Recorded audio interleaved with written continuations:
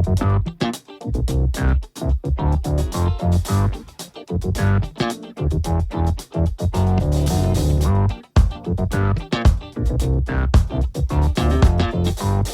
folks, and welcome to the Daily Ratings Podcast. It's a show where each week we'll be sitting down with Vincent Daly to get his thoughts on the latest movies he's been watching, both older films and new releases. And don't worry, there's no spoilers. Vince will give a brief review of the movie, share some thoughts, and of course, then rate the film. The daily ratings are always fair, honest, and most importantly, they're consistent. On today's show, Vince will be rating and reviewing. We have Dial M for Murder, directed by Alfred Hitchcock. We have newly released films here. I Saw the TV Glow by Jane Schoenbrunn, Back to Black by Sam Taylor Johnson, and finally, If, directed by John Krasinski. So it's going to be a great show, folks. Stay tuned and enjoy.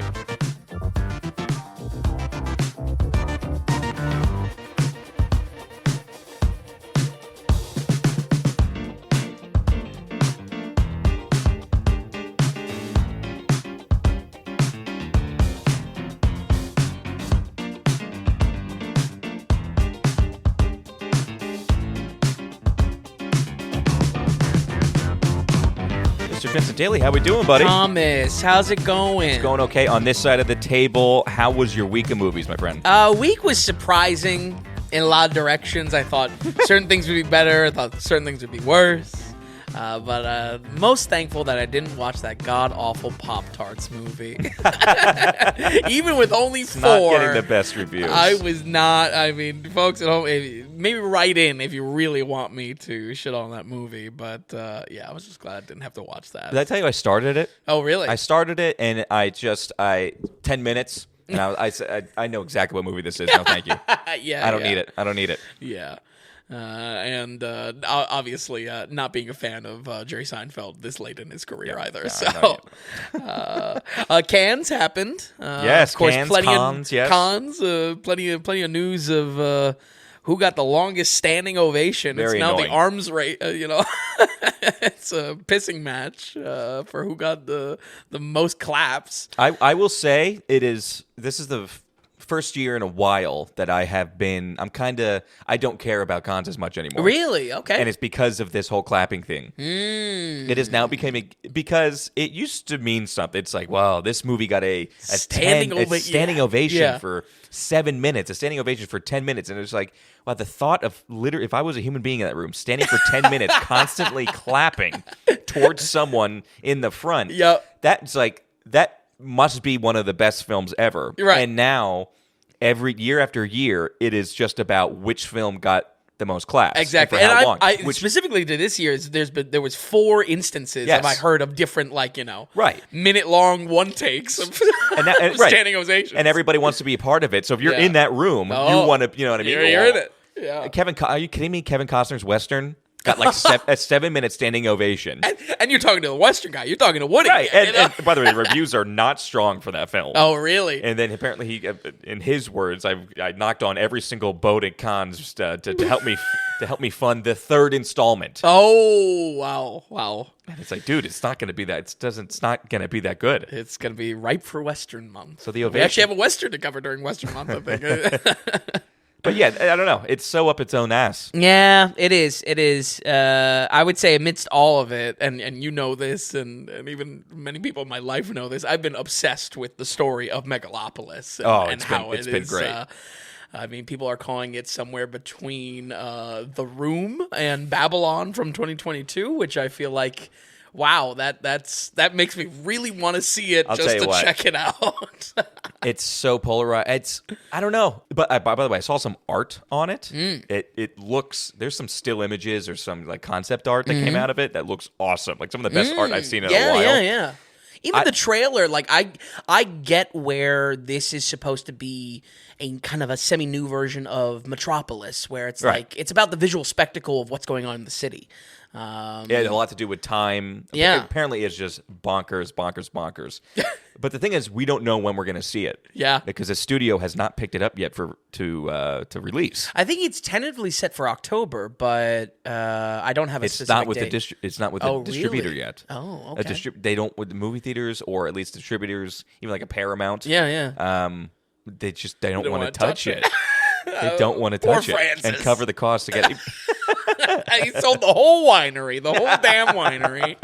And Now the movie's bad. Adam Driver is, man, it is. Love Adam Driver? Sure. But his stuff is hit or miss. He's gotten a little hit or miss. I mean, even you can say the things that we think are soft hits, like a House of Gucci, you can maybe see it as bad. You can maybe see Ferrari as bad, Right. But Not to mention 65. yeah, for real. Any other standouts at cons? No. I've just been truly obsessed with Megalopolis. I cannot wait for this film now. This is my most hyped film, just to see. I mean, and it's not that I'm rooting for it to be bad. No, but it probably will not be great. Yes, and I think a dumpster fire that big, I'm You excited to be a part of it. Exactly. Shia LaBeouf is in it. I always forget that. Aubrey Plaza is like a leading actress. Yeah. It's risky. It's It is risky. But I, in some ways, I also have a slight itch of like, but what if I like it? What if, Oh, totally. you It's know there. What I mean? So, especially with it being such a sci-fi and Yes, I don't have that itch with Kevin Costner's American Saga, whatever the hell it's just called. gonna be a snore. It's gonna be a snoozer. I heard another movie podcast, and the guy on it, I think, summed it up really well, because I think he saw some extended clips from it. I think he was just like, yeah, it looks like it's a Western that looks like it was shot on digital, because it was, and it looks like the sets were built the day before shooting. Damn. Okay. It's like, yeah, it's probably right. This is Yeah. probably going to be pretty vapid. Yeah. And a who's who of C&B celebrities. No, that's 3 times over. Right. It's Kevin Costner. Is he that sticky? Does he have that much glue property to him to keep the film together? Yeah. Anyway. But that's enough shitting. Yeah, we had a hate moment, but definitely interesting news. I think there's plenty of good news to come out of cons as well. But Like what? I think O Canada was a big hit. Furiosa coming up next week, big hit. I mean, Hideo Kojima said that it was his new Bible. He did not say that, did he? He did. He said that? He said the Mad Max saga was his new Bible, which I mean, like, I don't know. Kojima, I can very, very rarely defend him as much as I would like to, but that's a little bit. He's also always 5 steps ahead. So, God, you know what I mean? There's got to be some type of decent reasoning. Yeah. But there is some good news with that, and for future films that we'll see later in the year. I don't know if we will get any Oscar winners from it, which we typically do. Yeah. You know what I mean? Well, certainly not Megalopolis. Even Sundance was quiet this year. Yeah. I think in the future of the podcast, if we're in a position to go to one of these, I don't know. We would obviously have to restructure a lot of what we do for the reviews themselves as we're seeing these films. But I don't know how I'd react to watching those movies beforehand. I mean, they're obviously the same product. They're ready. Yeah. But it's almost like, I don't know. I kind of like hearing the news before I actually have to watch the movies. I don't know if that's true, though. Yeah. You like to insulate yourself to make sure that it's just True. you in a room watching the movie and you don't have outside sources. Yeah. If we were to do, I mean, it's very possible one day in the future if we continue to grow. Yeah. We have the opportunity to go to some of these places, and it's cool. And I would just want to make sure, and I think you're good at this, the spectacle of being at these big, fancy, whatever, film festivals, and we get to see all these early access films and everything like Possibly that. the celebrities, possibly the creators. Right. Can the excitement of that be put to the side when in the film watching it? And then obviously you'll take your notes there. When it comes time to cover the films, if we wait to cover them for closer when they come out, a week or two before they come out, can you return to your notes and everything feels as good and it's right there in your head? You know what I mean? We would have to... I don't know. Kind of a balance there, yeah. But I think you bring up a good point that it's like, I don't know, would I get swept up or would we both get swept up and, seeing a director or something like that? I know. Yeah. So. We'll be part of the ovation.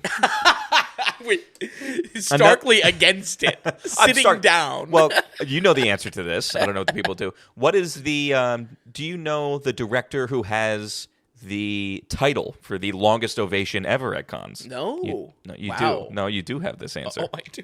I don't know. It's your. I can't even think of his name. I Wright? erase him from my head so much. Yeah. No, who's the guy that I can't stand that everybody loves? He's won Oscars. Oh! Shape of Water. What the fuck? Guillermo del Toro. Guillermo del Toro. I believe it's like an 18-minute ovation. Really? Yeah. Wow. I love that. It's just like, oh no, you're the guy you love and I hate. Anyway, We'll do okay. a Del Toro special for your next birthday. I think that's. We have enough of him. So this week, we got a 4-bagger this week, not 5. And we have 3 new movies, which is great. And an Alfred Hitchcock, which I watched. I watched none of the new. Okay. But I did watch Dial M for Murder. Sure. Do you want to get into it? Any opening notes? I think that's good. All right. Well, let's jump back to 1954, exactly 70 years ago. Again, this is Dial M for Murder, directed by Alfred Hitchcock. Let's get into it. It's an hour and 45 minutes, a very contained film. Yep. But why don't you set it up for us, and we'll take this back and forth. Sure. So, out of the many Hitchcock films I was curious to research, especially for this study, this was one that piqued my interest. While the story of the film falls in the usual crime thriller genre we expect by now, the film was actually much more of a tech-driven blockbuster at the time. 1952 to 1954 is considered to be the golden age and first wave of early 3D movies, mostly reserved for campy drive-in schlock and creature features. But sprinkled in these 2 short years are some larger projects, Dial M for Murder being one of them, fully shot and released in 3D. It was? Yeah. Unreal, because, I mean, part of my expectation was expecting some cheesy artifacts of 3D, like, I don't know, something coming at the camera or something like that. Right. You spill a wine glass. Yeah. Exactly. But there's nothing. There Wow. really is nothing. To the extent that I had known about, he was one of the first guys using 3D. Yep. You didn't know it was this I watched one. this entire film, Yeah. and it never occurred to me that it was this. And think about just such a weird one, like you said, kind of all in one spot. Why would you want 3D for this? It doesn't make much sense. Unreal, yeah. The reason why I highlight this, folks, is because I felt it was the linchpin to my theory and my growing theory of Hitchcock being more of a pop director. Like an M. Night Shyamalan, his reputation for thrills will get asses in the theater seats, but he's also not above using a gimmick or two to help with that draw, and I think that's why Dial M for Murder is important to study. What I didn't expect was how much I actually really did love this film. I like I said, I expected to catch cheesy, dated artifacts of old 3D tech. I even thought about trying to buy the 3D Blu-ray, putting it on my old TV just to see the comparison. I think this movie stands up without the gimmick. It was definitely one of the highlights of the month because I really just didn't want to needlessly just hate on Hitchcock. This was about loving his films, and this one was on the good side of that. Yeah, I mean, I like this film as well, and you had tipped me off. You were like, "Oh no, I liked it. Why don't you give it a watch?" And so I queued it up, watched it, and I really quite liked it. I didn't know at first, the first 10, 15 minutes, and the way the dialogue goes. Yeah, I'm just like, okay, all right, where does this go? I'm not so sure about this one yet. Right. And it definitely goes somewhere. Yeah. Dial M for Murder is a small-scale but detail-driven mystery that focuses us on a collapsing marriage. Ray Milland plays a conniving snake of a husband, and the lovely Grace Kelly plays his unsuspecting wife. This, I believe, is the first of 2 that Grace Kelly works with Hitchcock as well. With jealousy fueling the relationship, he not only has previously gaslit his wife, but now plans a murder plot in meticulous detail, framing even the smallest aspect. These things rarely go to plan, though, and when a crack investigator starts to scrutinize how things play out, we see the perfect murder plot might have more cracks in it than Ray thought. Tom, can you do me a favor? I need a live reaction. Can you pull up IMDb? Yeah. And I need a live reaction to Ray Milland's IMDb photo. I got it. Yeah. It's he looks wasted. He looks like the most. That might be the worst celebrity photo I have ever seen in my life. He looks like George C. Scott after a couple pops. yeah, for real. Or he looks like the guy that keeps on doing the different drugs in Airplane. Like, or isn't that someone? Someone's. It's the dude abides dad. Jeff Bridges. She's great. Yes. Yeah. Jeff Bridges' dad. Unreal. This photo, folks. This will undoubtedly be cut up for it's unflattering. A social video, just so that we can put this side by side. This is a bad photo. Despite this picture instilling zero confidence in the actor, the character that he plays is actually extremely calculated, and I think really the best part of the film. It strikes that sweet spot we see in 6 years later with Psycho, where Hitchcock's characters will draw you in with how they reveal their not so good intentions. I think that's where, even to your comment, Tom, the beginning of the film, you're like, what's going on? What is this conversation? And then slowly you kind of grasp the sinister spin to what he's describing and what he's putting out there. Yeah, it sinks you in pretty well. Yeah. I would say in the best scene of the film, Hitchcock masterfully reveals every ounce of his plan, down to specific coordination of what will happen in the murder attempt. You might think that this would spoil things too early, but instead, the experience plays out closer to a heist story structure, with us as the audience knowing what needs to fall into place and spotting what complications threaten the entire plan. I feel like that is where, once again, this was masterfully done. I felt like this was really good. I mean, is it the most electric film because it's all in one set and whatnot? Maybe not. It might also lose you, depending on your leanings, folks at home, on the stylings of the 50s as well. But as far as the structure of the mystery, I feel like really it was some excellent stuff. Yeah. So because we're really set, the entire pretty much the film is in one room, essentially, or at least one small apartment. It is shocking. The amount of dialogue is very impressive. I mean, the script with this and what they have to deliver, especially the main character, it's a lot. It's a lot of dialogue to do. Yeah, absolutely. And I will say he's really given away the goat at the beginning, and where we don't like exposition dumps. Right. That's the entire point of this film, or at least for the first half of it. Take us through step by step of the murder plot. I like the way of looking at it, and I did like it. I do like the way that you kind of looked at it. It is true. It's like an Ocean's 11 where it's all laid out. Yeah. The story is really what happens as things get going. Yeah. When things start to take action, actually.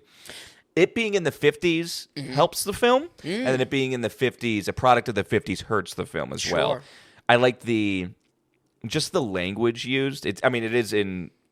We are in England. I think so. We're in London, and so it is very British, but especially with the inspector coming in and whatnot. Yes, but some of the dialogue back and forth is just it really works, but you can never sell it for today's audiences. It works that it's set back then. Absolutely, it works, and it makes it kind of it's enjoyable to listen to follow along. Yeah, but I think it's hurt by the 50s. As far as I didn't love the music in this, I don't think the music fit. Interesting, and overall lightheartedness in times where I didn't think we should be very lighthearted. This took me back to what you were saying about what's the film we watched where you were like, for their son being taken away, we didn't get a big reaction from the parents. Yeah, the original Man Who Knew Too Much. Yes. They're like, all right, I guess we'll go back home. Right. You know what I mean? Hitchcock maybe needs some real crime experience to see how people are reacting to it. True, because that even goes into like the relationship dynamic of like once things get kicked off, it's like, wait, why aren't they freaking out? Like, right. She's just cool with going back to bed. Yeah, you know what I mean? Go back to bed. Like, what? I'm totally with you there. I'm totally with you. But like I said, I think it also helps. I think in this setting and the way the dialogue is kind of shelved out to us, to have it in this vocal cadence, even. Yep. It really helps it being in the 50s. Absolutely. I think where the music, I'm definitely with you that it is. It's very hunky dory. It's very chipper, but whimsical. I am leaning towards a praise on it. I think I like how the tone of the film tricks you a little bit in having this like idealistic, almost like Tom and Jerry music. Like it feels like that, like uppity, that is then twisted by the murder plot. Now, is that in conflict? I'm not so sure. I feel like eventually we get to a point where I feel like that chippy music should go away entirely. Yeah. And we should be a little bit more twisted with it. Dmitry Tomkin does the music here, notably for doing a few classic westerns such as 1952's High Noon, which we covered on the podcast, and 1956 Giant, which we will cover on the podcast. I believe Grace Kelly is also in High Noon. Oh, okay. That's a good connective. But I feel like where I was almost ready to say this avoided the 1950s camp that always turned my stomach, at the very end we get a cheeky note that just sadly chipped away at my enjoyment at the very last seconds of the film. And I feel like the music is right along beside it to be like, what were you thinking? Like, why not stay dark? You know? Yeah, definitely. It was weird. Yeah. I don't know. I think I'm going to disagree. I didn't like the music at all throughout. At all? Okay. Nah, not really. And it goes for the ending, goes for the middle. At times, it's a little bit too, like I said, whimsical is how I was kind of saying, figuring it. And then also kind of like Indiana Jones-ish. There was a couple beats in here where things were happening with the detective. Really? Things were happening. I'm just like, what is this? This is like John I'm watching. Yes, it's little John Williams, Indiana Jones. Like, we're not uncovering the Ark here. I don't know. Just answering the telephone or something like that. You know what I mean? Yeah. It's very done up, and to me, it really just reminded me of like Tom and Jerry music, of just how it's it's good quality, but it's just on match. Yeah, I would say on the positive side, though, it is a story where the details matter, and in fact, I feel like the details are everything to both the enjoyment and the film itself, and the story of how it unfolds. This is a mystery where even the smallest fingerprints need to be considered, and something we are keyed into in the first half. Then, by the time we hit our intermission, and there is an intermission with this, which is funny, I guess to give people relief from the crappy 3D glasses. Exactly. The second half takes the breadcrumbs we know that we're aware of and puts it under a critical eye. And once again, for this study, I'm finding a lot of appreciation of how Hitchcock structures the mystery. We could so easily have things play out in the shadows, but instead he highlights the aspects for the audience to, I guess, participate in the unfolding story. And again, where I was kind of reflecting on this and reflecting a little bit on the month that we've covered so far, in comparison to the wave of whodunit films that we've seen in the last 3 years, I think a lot can be learned on how to give the audience information, and more importantly, how to engage the viewer on a mystery, in a mystery story. Yes. I don't know, but it's tough to call this a mystery. I think they're two completely different properties, a whodunit and this. This from the get-go, and that's like what we just talked about. This tells you whodunit. This is the audience is there the entire time. Right. Where the whodunit is the point is to keep the audience out for until the very last second. You know what I mean? Yeah, you're right. This is probably more of like a crime thriller. I like the idea of this coming back. Yeah, true. I think, the whodunits have had their time, I think, in the past 10 years. I know. Going to something like this where everyone's clued in, but the way it unfolds, it's there's an intellect to it. You got to be really to do it right. I think there's something there, much like how you brought up a heist. Yeah, like a heist movie or something like that. Right. This just I just felt like there was something that could be learned from like watching this film on how God. he structures everything and how he structures information given to the audience. Then.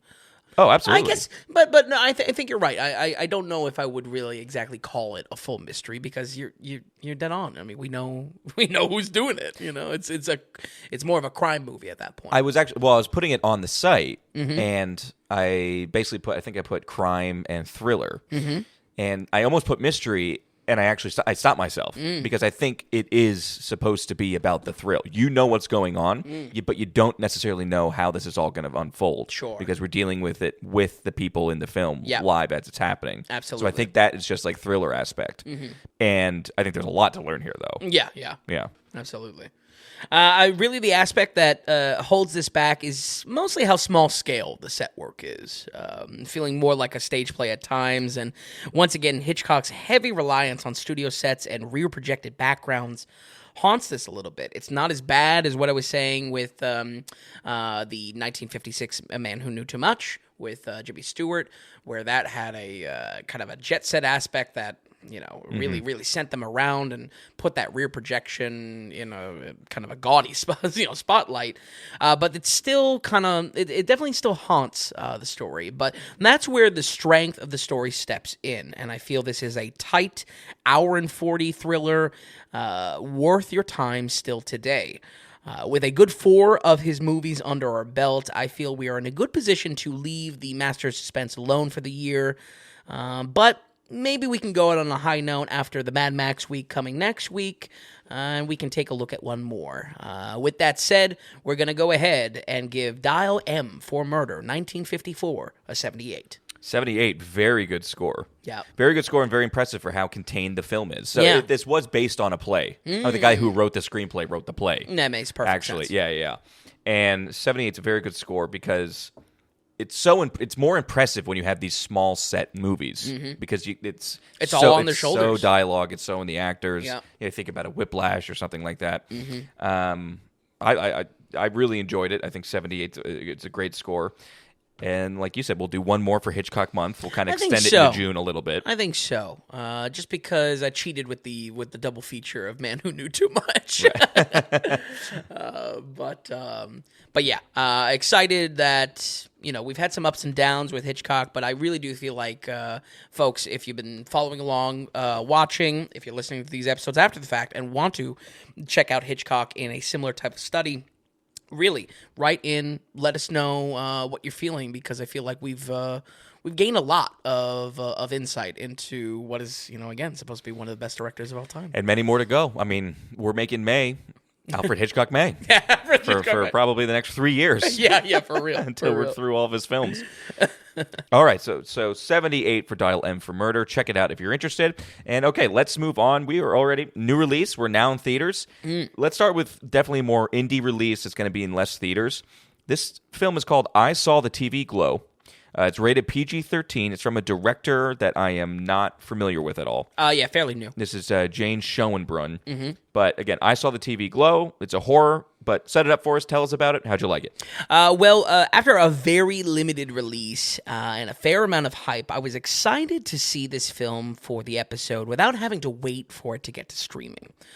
From the mix of millennial nostalgia and a return to creepy A24 vibes after the studio has been branching out, I thought this might be yet another sleeper hit for the year in a year that has been pretty good as far as films I hadn't expected to be good. Yes.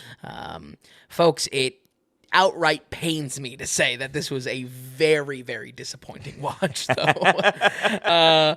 Somehow this movie gets worse and worse as the runtime goes on, and for a breezy hour and 40 runtime, feels like it is somehow, some way, scraping the barrel for a story that could be probably told under an hour. If not really? less. It's that simple, huh? Wow. I'll get into it. It has to do with a lot of fake-out dream sequences that when you're looking and you're reflecting back on the film of what the experience you just went through, the actual substance of what happened in the story is very, very minimal, very small. This looks to be the third feature film from producer, director, and writer Jane Schoenbrunn. I think the strongest feature this film has going for it is the creative vision and the many clear inspirations being juggled to craft the story. I feel like the most surface level comparison you could do is call this a Stranger Things-like, but not only is that inaccurate, it betrays the huge amount of media that this pulls from. For my anime heads, this captures some of the coming-of-age anguish and disdain from something like FLCL.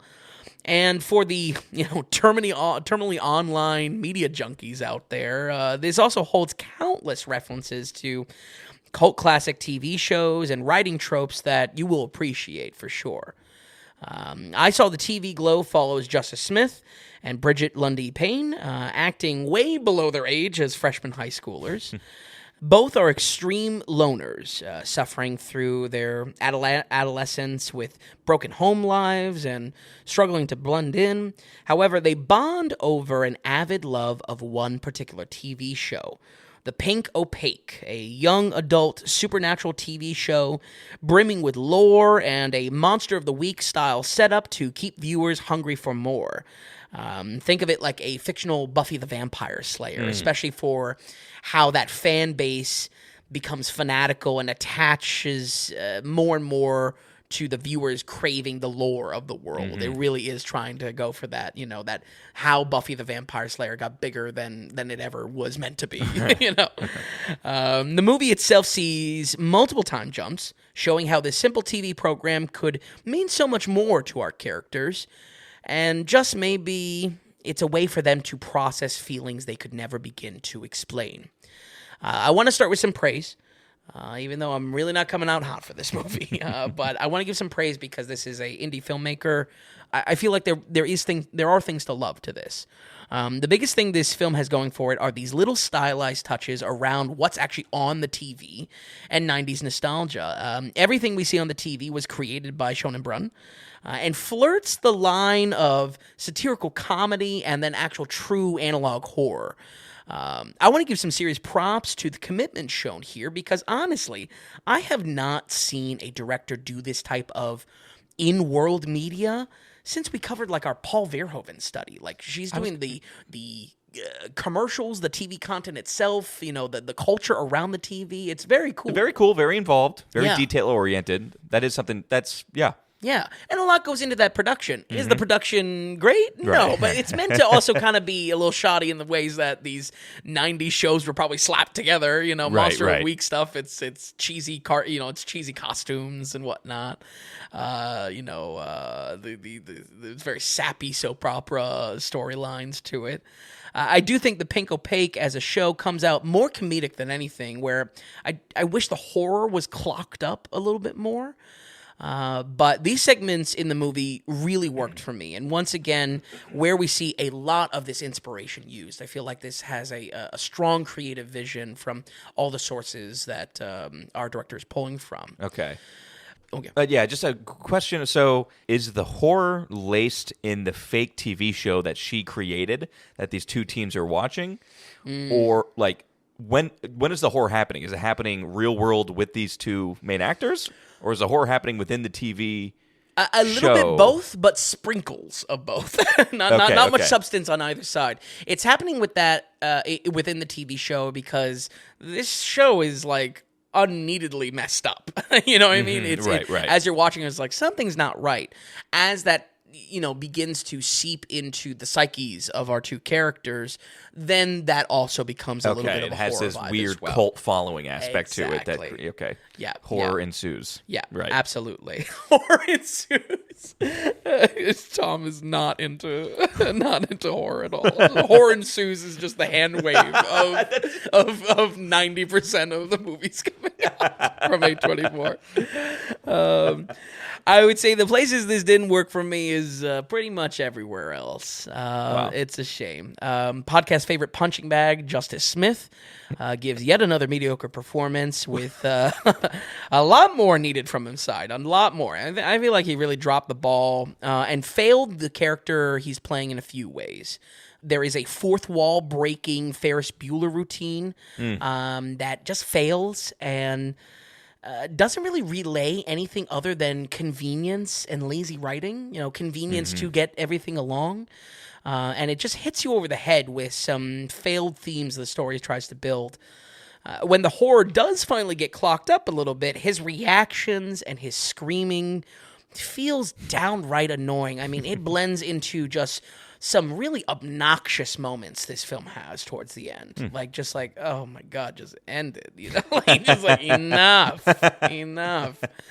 And while both of these reasons, it definitely could share the blame with Shonen Brun being our writer and director, I feel one specific theme related to this character's arc was just completely dropped in the performance, and it's kind of the whole point of the movie, turns out. So it's tough. I feel like my takeaway with this one is the priorities are just lost in just the mix it's kind of everywhere. How much it's being inspired by a lot of different things. Right.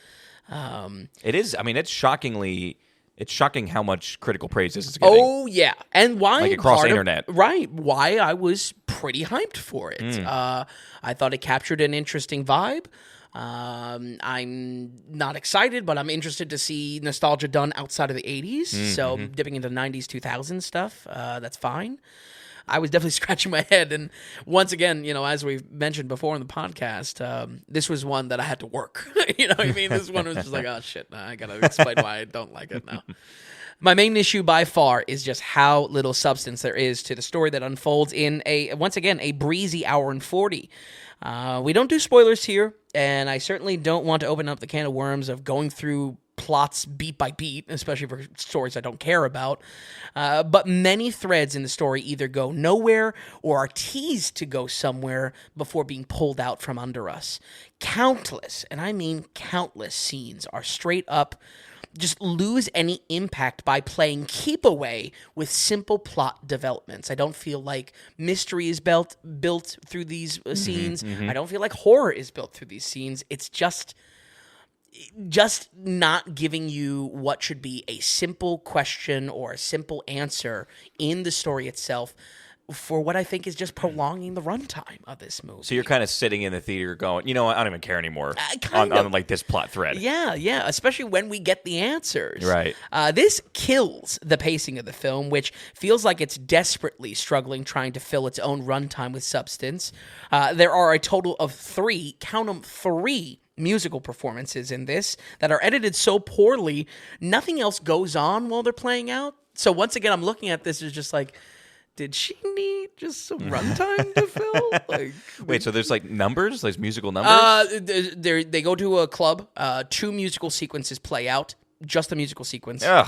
And then there's also like a one take earlier in the film that is just basically music playing. So, I can go into examples, and I guess I'll give one. I feel like the example that I came up with is that you look at like Scott Pilgrim. There are musical sequences in that. What's happening during those musical sequences? It's not just the music. People are talking. There's developments in the plot. Relationships are uncovered. Information is given to us to keep us paying attention. Here, it is starkly separate, and it's just. I mean, the editing is just music sequence. They talk a little bit. Another music sequence. They talk a little bit, and it just feels like it's just wasting your time. Yeah.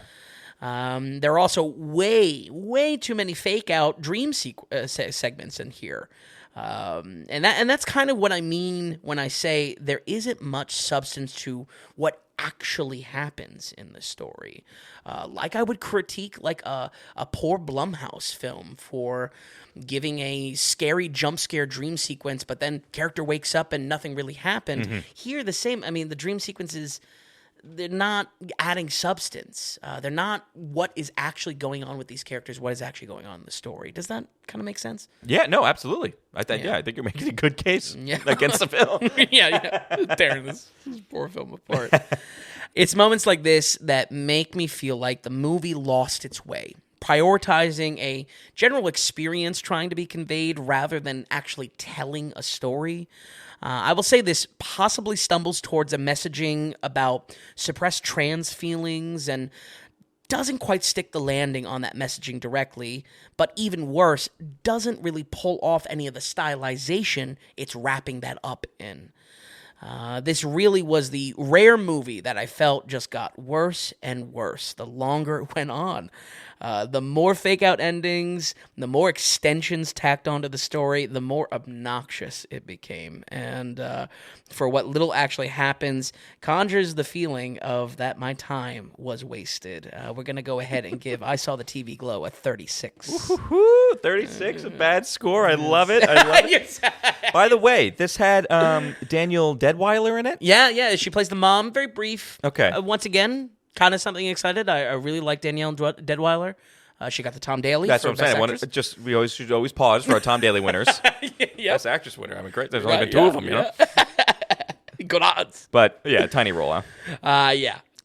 Tiny role, and, again, so much of what the story is just not about. Yeah. You know? Okay, 36%. I Saw the TV Glow.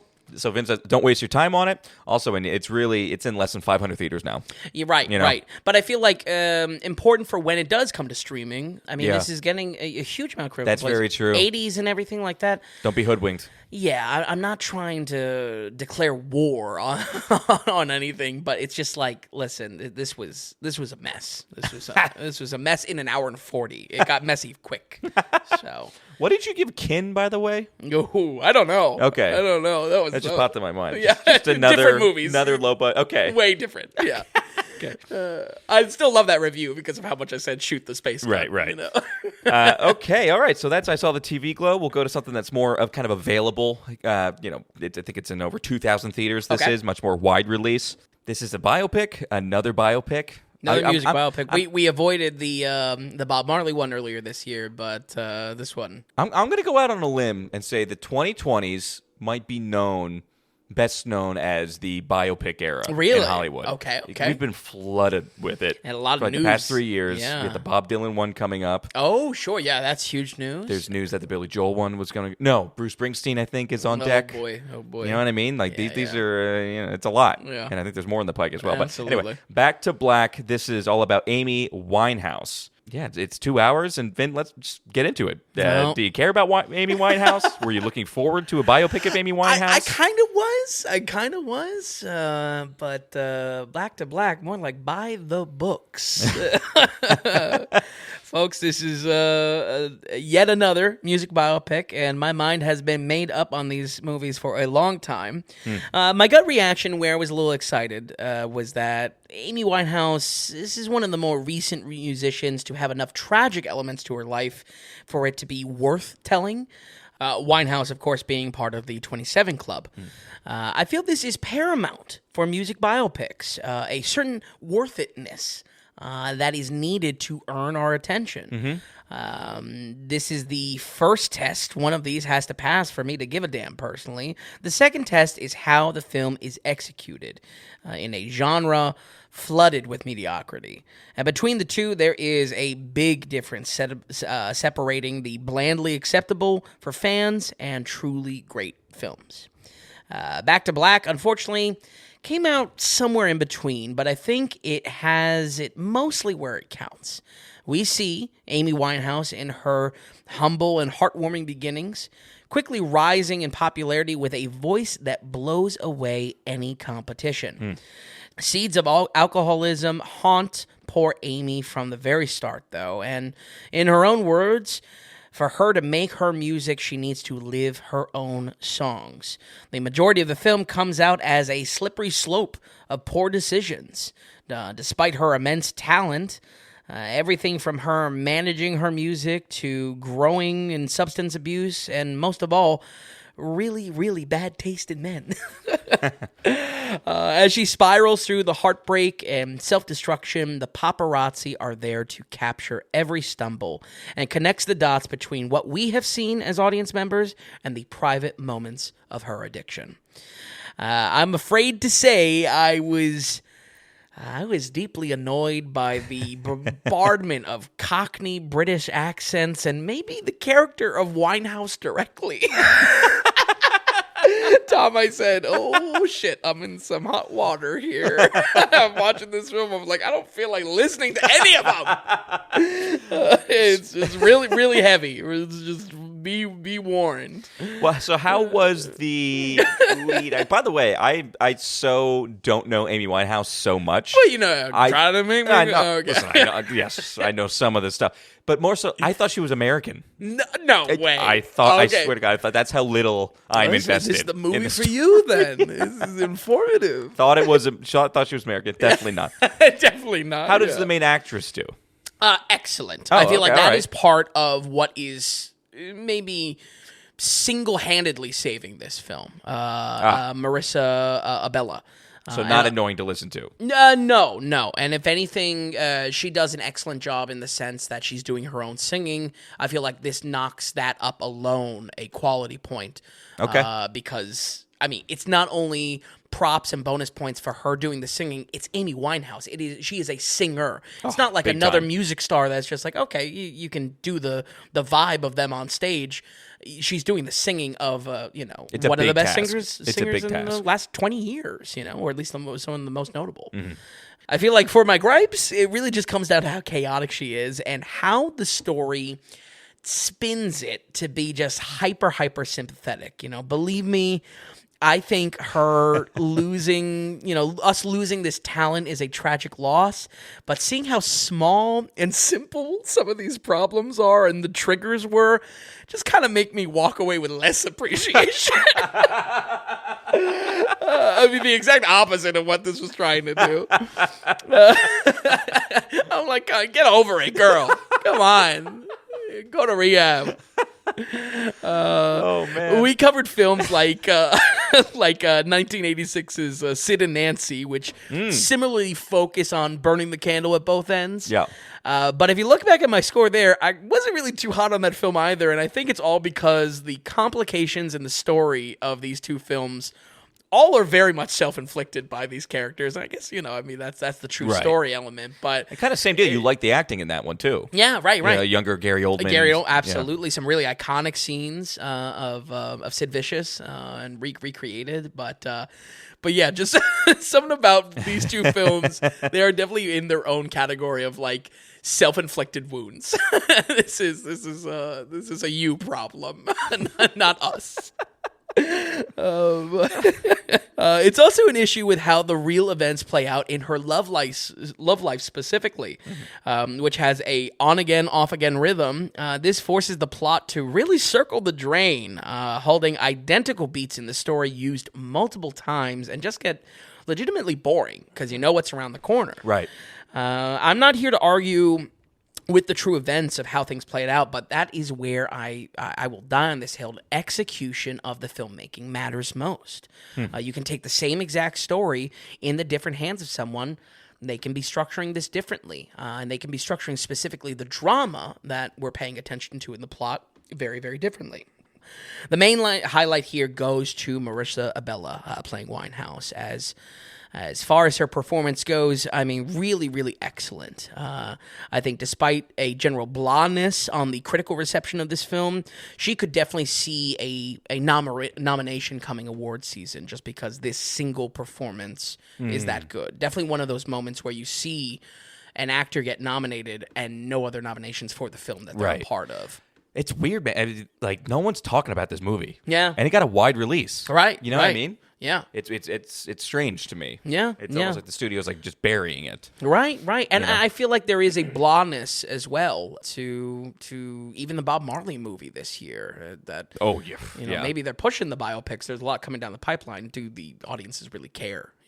That's the thing. I mean, that's because we're getting flooded with it. Yeah. You know what I mean? And I think it's just going to be the big ones. The Bob Marley one is being talked about already, and the Timothy Chalamet, transformation, just like the Austin Butler transformation for Elvis. I think we're going to continue to have these big biopics, and these trying to ride the coattails. You know what I mean? Yeah. And it's a shame because by the time the Oscars comes around, who knows if people are going to remember this performance. Brushed aside. Right. Absolutely.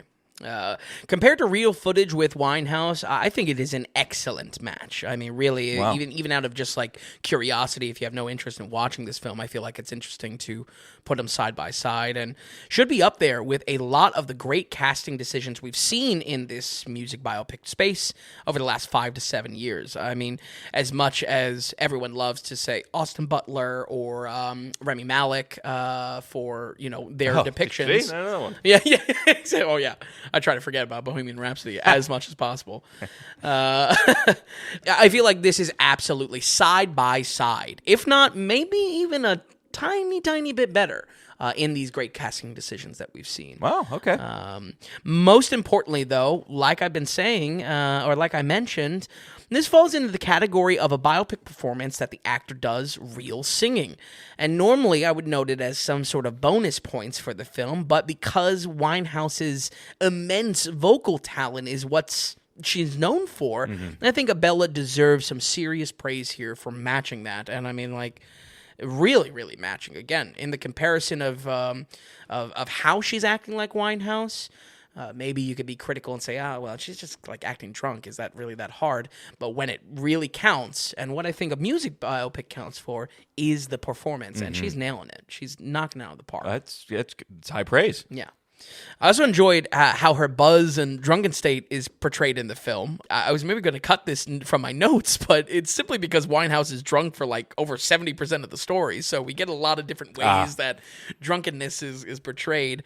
They use a lot of practical lens flares and imperfections in the shot to, in a really effective way, small refractions of lights and blurs. It just works so much better than simply swaying the camera back and forth or anything. These are just like light. I feel like it conveyed what a buzz really feels like in a lot of ways, not just like outright just like drunken stupor, which of course would be. I think it's hard to. I mean, I don't think it's like you made the comment before. Oh, is it difficult to act drunk? And I think that is, if it's that much, that's not easy to do. Sure. I mean, take it Denzel in Flight. Yeah. You know what I mean? Absolutely. Because there's so many people that act drunk on camera, and it's just you're overdoing it.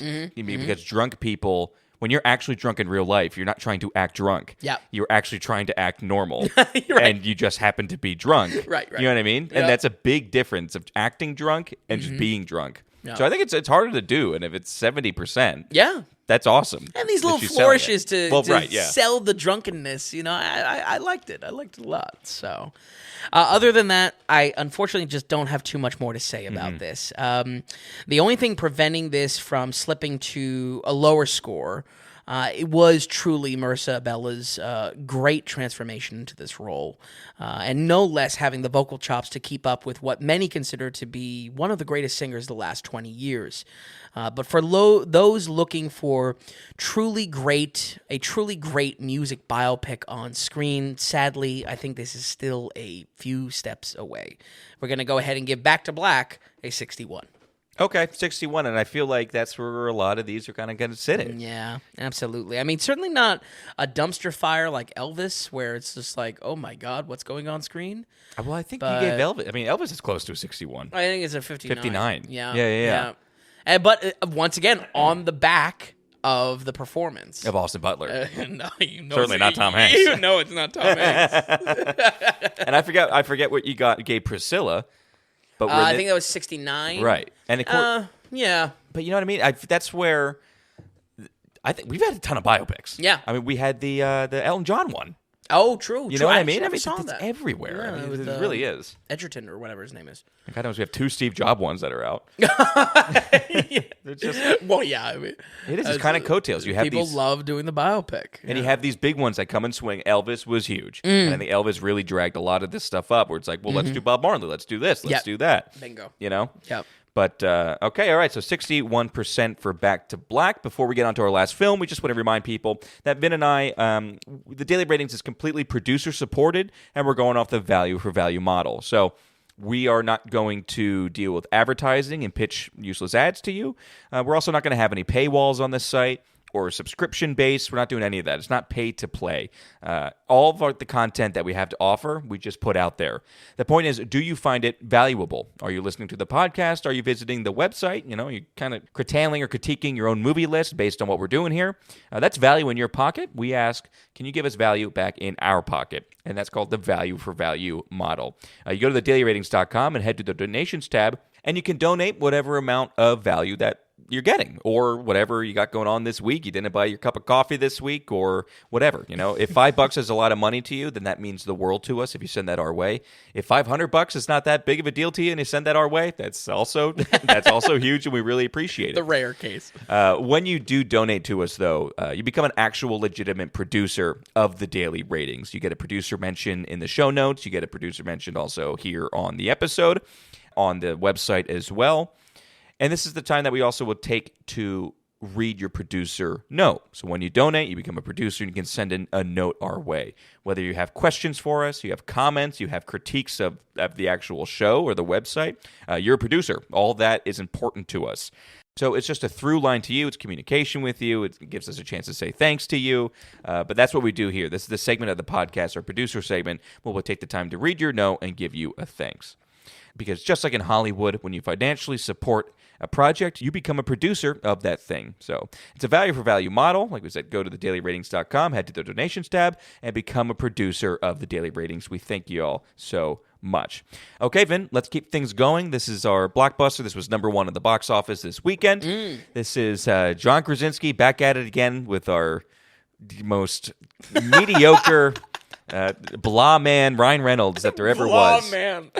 This movie is called If, standing for Imaginary Friend. Yep. Like I said, John Krasinski is writing, directing, he's acting in this, but the leads are Ryan Reynolds and a young girl named Callie Fleming. Yep. But overall, set up this children's movie, Vin. What is it about? And certainly star-studded, and also how'd you like it? Yeah. Well, the trio is here: Krasinski, Reynolds, and Carell, a trio of comedic talent bound to appeal to many audiences, specifically the office-obsessed parents with a wave of COVID babies nipping at their heels. Sorry if that's a bit cynical for this kids' movie, but I took personal offense by them using an LCD sound system song in the trailer, a ploy aimed at my demographic. Well, So. already got his knives out. He's already got no. Plus, there's not that many COVID babies anyway. I would say as the latest film from director, writer, and actor John Krasinski, this marks a serious departure from his horror franchise, A Quiet Place, which we will see a sequel done, or a prequel rather. In a few weeks, right? And I think July. Oh, okay, right. Alongside directors like Jordan Peele, Krasinski was part of a successful anomaly, a wave-turning comedic talent into horror visionary. However, this being a PG kids film is a complete turnaround of that, and I'm happy to say a refreshing change. As much as I'm being snarky out of the gate, I thought this was a pretty good movie. You did? Yeah. You thought this was a good movie? I thought this was a pretty good movie. Well, I would have lost money out of that. Yeah. If it was a snake, it would have bit me. That's why I like switching it up, Wow. You're going to have to sell me on this one, my friend. Yeah. I mean, considering his last attempt at Quiet Place was getting a bit stale, I like the switch up. And originally, like I said, I was going to be a lot more snarky and call this a Monsters, Inc. ripoff, but this has a lot more going for it than I expected, and maybe most of all in its visual appeal. If, or Imaginary Friends, juggles some heavy themes right off the bat, with our lead kid B, played by Callie Fleming, potentially losing both of her parents to terminal illness. This forces her to grow up fast, but for some reason, she starts seeing imaginary friends like any ordinary kid. She teams up with Ryan Reynolds to start a imaginary friend matching agency, trying to find all these ifs a new home. And this new purpose in her life helps her kind of drive past some of the sadness and reminding her of the love she had all along right by her side. Just to jump in real quick. Sure. We're dealing with two parents, terminal illness. Is this a, what is that? Up? Is this an Up situation where they're tugging at your heartstrings? Oh, for sure. Yeah. Why are we watching the saddest thing that I've ever, you know what I mean, on film? Yeah. This is definitely trying to hit in a Pixar, Studio Ghibli demographic where it's trying to really be emotionally devastating with very cute and cutesy visuals to it. Okay. So, but yeah, does that make for the greatest kids movie? I don't know. But I feel like this movie does work because it hits on the golden rule of kids movie, which we've talked about in the past, of make it for everyone. This film is getting some flack online for having it's in kind of two camps. It's either getting flack for having too heavy of a subject matter, or not exploring that subject matter deep enough. And I honestly just couldn't disagree more. I'm at ends with critics this week. I saw the TV Globe; they were glowing. They were glowing reviews. Here, they're hating on this movie. I feel like it's in the wrong place. You think it struck a balance? Yes. Between adult and kid? Absolutely. All right, okay. To me, this felt ripped out of the 90s in a good way. The formula being somewhere of like an independent kid gets to overcome trauma at home by being introduced to a magical world. That would be, if I had to give kind of like the pitch of the story structure. And while this is much more heavy of a subject matter than like a divorce plotline, for instance, from like a 90s movie. Right. It still understands it has to be an experience for the kids. Despite Ryan Reynolds having the big name attached to this has a priority on creating a fun experience for Kaylee Fleming's character and the kid audiences that will slip into her shoes. I'll admit, this might not bring a lot of substance to these heavy topics, but that's where I think the mix was handled well. It was about her overcoming the sadness, maybe with a little distraction, but by having a new passion in something and having fun while doing it, too. You're very pensive over there. Well, really I'm watching processing you. this kid's There's clips on silent going, and I just see Ryan Reynolds in a fedora, and it's angering me. He really has some swing revival vibes going. You might as well be in a zoot suit. Yeah, I'm not sure what's going on with the wardrobe here. I have to say, there's a lot of markers in this film that I had you pegged for. This was it being a drag to watch for you. You know what I mean? Right. Yeah, I definitely wasn't excited going into this. Right. So it's very impressive to hear. Yeah. I'm glad the story struck that balance for you. Mm-hmm. Obviously, of course, now we're very heavy on this child actor as well. Yeah. And how that back and forth between her and Ryan Reynolds. Mm-hmm. You know what I mean? It's a lot there, an uphill battle. Almost. Yeah, absolutely. And believe me, we would not shy away from shitting on kid acting. One of the favorite things to do. Right, it's the pastime of the podcast.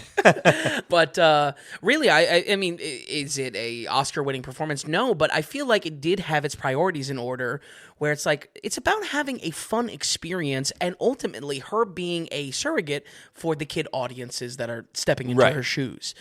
This is a fun, almost adventure in the bouts of sadness, but overcoming that sadness of being introduced to this new wondrous world and being starstruck by it a little bit. Okay. So I think that's where I'm kind of coming from with that. It's actually a total reverse of what we saw when I saw the TV Globe. Very different movies, but where that was too much about the experience, not enough substance in the story. Here, I was all right with the story not having as much substance because it was about having a fun time in this magical world, right? And with these imaginary friends, right? The idea of the imaginary friend was well carried out, exactly. I guess, right? They were good. Okay, all right, absolutely. I mean, is it the deepest? I think like where I was going to compare it to Monsters Inc. originally was like, we're going to get to know the imaginary friend world and how it runs and how these guys, these characters are still around, right? How they live their day to day. Really, yes, it's like that, but it's not. It's about bees as this kid, about overcoming sadness and with these new characters. I think my actual biggest praise here goes to the CGI, believe it or not. Okay, all right. I think this might be near mint. I don't know. I'm not used to this new grading the new scale. Yeah, the final scale. yeah. Okay. I'm gonna say a near mint. I feel like a lot is done, not only in the quality of the CGI being excellent, but a lot is done to incorporate these characters into the world. Steve Carell's character is a perfect example of that, where he's like this massive, teddy, this Sasquatch, purple Sasquatch. Okay. And I don't know, he's constantly like bumping ceiling tiles, and there's little things like that I really do think that a lot is done to sell the CGI characters on screen. Design-wise as well, I feel like super fun. It hits on a type of enjoyment that I would associate with the Lego movie.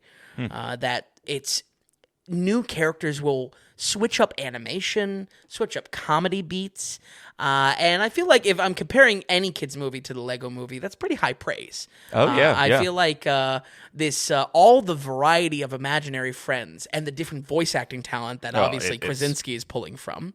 It's big actor after big actor after big actor. I mean, it's all of them are in here. Yeah, I just don't see how both parents and kids are not charmed to death by the introduction of these characters. They are so cute. For the parents, there's this golden ratio that's achieved.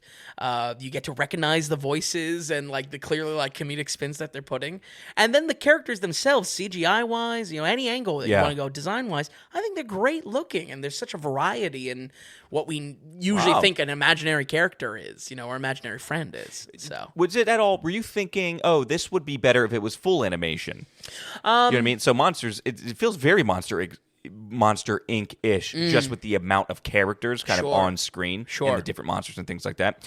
But that was full animation. Would this had helped in that way, or do you like the fact that we're dealing with real world live action / animation? I think only because it hits slightly on a Roger Rabbit type of thing, where the mix is the point.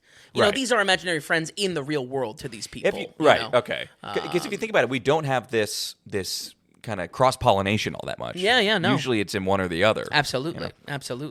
I mean, unless you kind of go in the blockbuster direction. I mean, we're coming off of the Planet of the Apes films. I mean, how you want to define CGI? That's a tough line. I guess I'm fully going the kid route in my head. But that's true too. I feel like it pays off in a slight Roger Rabbit way. Is it having as much fun as that? No, but I feel like it was still a good match. Wow. Okay. All right. Because again, it has to tie to a real kid and selling the fantasy of these are real imaginary friends. Right. She's helping out. So, and beyond that, don't have too much to say. Whether it be for that mixed critical reception online or even a growing theater apathy we've been seeing over the last few months, I'm really not sure how well this is going to do in the box office. You said it's number one for the weekend, Tom. What are your thoughts here? Well, I think they originally pegged it in the mid-40s, around 50 million opening. Okay. They then downgraded that and ended up doing 33 million, which is not bad. And because there's not, name the other kids' movies that are out. You can't. Name the other movies. So that are I out. think, Can't. I think this will continue to do well. I don't know if it's going to do great. Sure. It is not getting love in the critic world all that much. Yeah. It's just some of the best. I mean, I heard of it coming from you, which Absolutely. is exciting. Yeah. So it'll continue to do fine. Is it going to be memorable in any way? I don't think so. Right. You know what I mean? Right. And I think either way, my hope is that it does get a second life on streaming, because I feel like it really did have all the right pieces, even though the story may not be using all of them to the full potential. I feel like the heavier pieces were nuggets for parents to pick up. Yeah. But the priorities were in the right space of having fun in this world and having fun with this character. Folks with families, definitely, please write in your thoughts on this one, because I think it gets a solid recommendation from me, and specifically, I am curious to hear what it would be in the enjoyment of a kid demographic. This was a theater watch for me that I had to watch it at a weird hour, so I was in a completely dead theater, a Dolby theater as well. I was the only one, so I couldn't get my usual kind of really gauge funny. of what is the crowd reaction. So maybe that also explains why I was like, What oh is yeah, it this, was great, and then actually kids hate it. So, but I really do think it's solid. I think give it a shot. And out of this week was kind of the shining example of not expecting much and getting something that I thought was at least decently good. We're gonna go ahead and give If a 68. Okay. A 68, and that's good for kids' animation these days, honestly. Yeah. That's not bad, and against all odds, I was really not expecting much from you. I thought you were going to come in hating this movie, honestly. I know, I did too. I mean, I will say, the elf in the room is Ryan Reynolds. I mean, even he was not bad. Oh, we didn't even bring up Ryan Reynolds. I know, yeah. We really... Well, the thing is, my note with Ryan Reynolds is like, you either get him full Ryan Reynolds or you get PG Ryan Reynolds, which was Adam Project, which was Detective Pikachu, where Isn't it's that like... our least favorite Ryan Reynolds? Sure, yes. Well, maybe. See, this is... I think Spirited is least favorite Ryan Reynolds. But there's that's another one. That's PG. But it's his usual shtick, his comic routine. Yeah. Just take the curse words out of it and put like fudge, or you know what I mean. He has to work a step extra. You're not selling it anymore. You're making it work. I just find him so vapid and soulless. And I guess I was trying to think about this today because I knew it was coming up, and I was thinking, why do I not? What is in my craw when it comes to this guy? You're right. And that Try to dissect it. I think vapid and soulless, his performances, but most of all, whatever he's selling, I am never buying. I am never picking up when he's putting down. And maybe it's just not a match. Maybe Ryan and I are not a match. Right. When he topped that with John Krasinski, who has really sunk in my stock, the credit this score, might not be it. the then. John Krasinski credit score in my mind Yep. is bad. He can't even go get a cheap apartment at this point. Wow. The shame of it is, I'm almost hesitate to tell you because you will definitely not watch this movie now. It feels like Ryan Reynolds is being less Ryan Reynolds. John Krasinski is trying to be Ryan Reynolds in this. I mean, He's very clownish. That sounds. This is the horror of the movie. That sounds imaginary friends. Yikes! John Krasinski doing his best Ryan Reynolds. He's in it very seldomly, but what? He's trying to be like a funny father in the grim circumstance. I think these two on screen. I think all you needed was Mark Ruffalo, or just like get rid the of collection of what Tom hates. Get rid of Wolverine and put in John Krasinski for the new freaking Deadpool movie. Oh my god! I think maybe that's a match Riots made in the heaven. street. Match Riots. made in heaven. These two, I guess. Can't wait to cover Deadpool 3. One other note, one thing that always comes up in these kids' movies is the some of the intellectual property, or I should say the licensing that goes on with the music. business of it. How was the music in this film? A little odd, jazzy. Alongside of Ryan Reynolds' odd wardrobe, it has a lot of like I don't know, not Duke Like Ellington, swing but time no, stuff? like a kind of cutesy jazz. I would call it, jukebox jazz, not really like not Miles Davis, Right?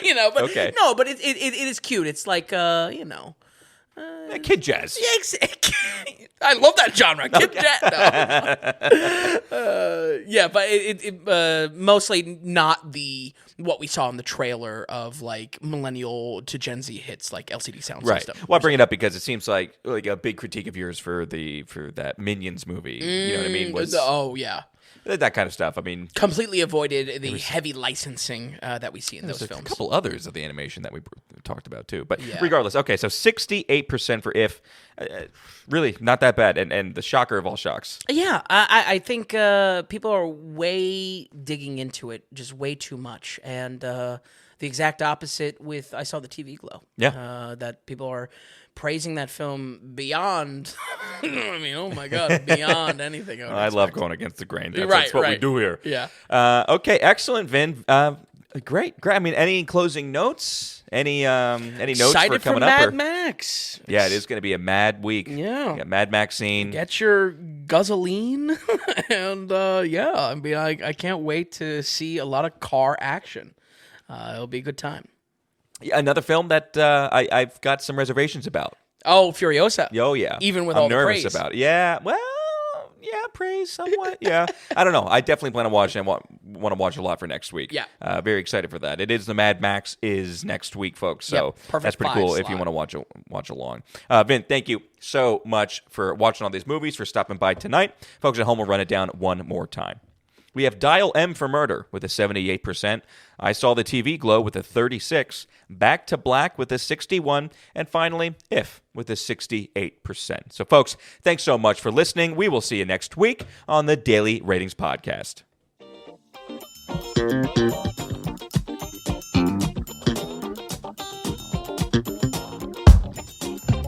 Hey, if you enjoyed the podcast, if you would, give us a good rating or get the word out and tell a friend about us. And just a reminder that the Daily Ratings is completely producer supported. We want to stay away from advertising, and we don't want to have any paywalls or tier structures or subscriptions. It's all just value for value. So, are you finding value in any of the things that we're doing here at the Daily Ratings? Then become a producer and donate whatever amount of value that is. Just go to the donations tab on thedailyratings.com. And while you're there, be sure to check out the massive amount of films that Vince has rated. So thanks so much, everybody. We'll see you next time on the Daily Ratings Podcast.